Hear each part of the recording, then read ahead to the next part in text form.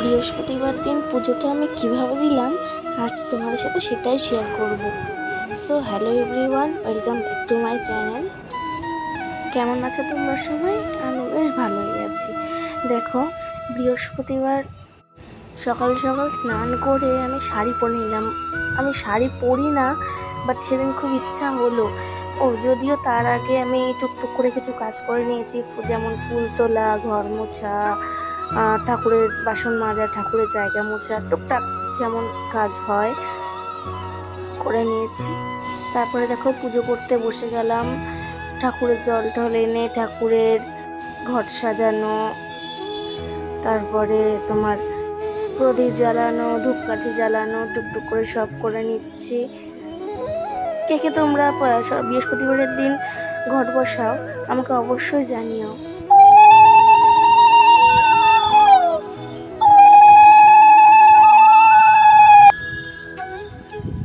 আমি না ভালো করে উলো দিতে পারি না, জানো, মানে ওই কাজ চালানোর মতো কোনো মতে দিতে পারি, খুব বেশি ভালো পারি না।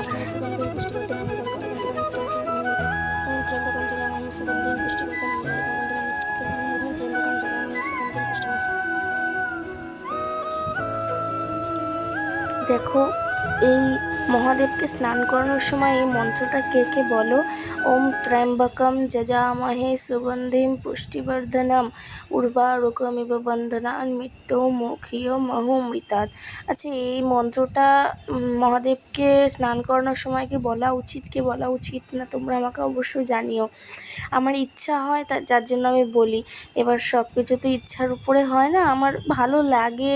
আমার মনে হয় মহাদেবকে স্নান করানোর সময় হয়তো এটা বললে, মানে আমার ভালো লাগে মেনলি। আমি জানি না বলা উচিত কিনা, তোমরা অবশ্যই আমাকে জানিও। দেখো, সব ঠাকুরকে ফুল দিয়ে সাজিয়ে নিচ্ছি। সকালবেলা উঠে যে কটা ফুল পেয়েছি সে কটা ফুল দিয়েই সাজাচ্ছি। আর এই ধুতুরা ফুল গাছটা আমাদের বাড়িতে নেই। আমার কি বলবো, একটা বোন আমাকে এনে দিয়েছে পাশের বাড়ি থেকে।